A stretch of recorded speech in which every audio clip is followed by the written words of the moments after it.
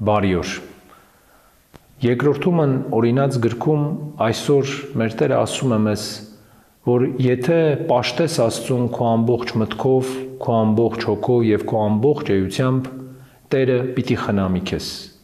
Եվ զգուշացնում է մեզ, որ առատության մեջ չմոռանանք Տիրոջը,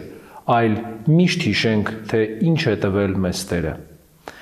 Տեսեք, սիրելիներ, Աստծուն չպաշտելու համար, սուրբ պատարագներին չմասնակցելու, սուրբ գիրք չկարդալու եւ ընդհանրապես աղոթական կյանքով չապրելու համար մենք բազում պատճառներ ենք բերում։ Սկսած աշխատանքից, վերջացրած զբաղվածությունը եւ ինքնազգացողությունը մեր։ Բայց ամեն անգամ, երբ մենք Տիրոջ կարիքն ենք զգում, մենք ուզում ենք, որպեսզի Տերը անմիջապես եւ անհապաղ օգնի մեզ եւ հաղորդ լինի մեր խնդրին։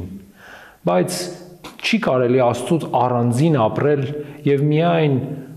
ժամանակ առ ժամանակ, այն էլ մեր ցանկությամբ միանալ Տիրոջը։ Մենք կամ պիտի ապրենք Տիրոջը միացած, կամ պիտի ապրենք Տիրոջից անջատ։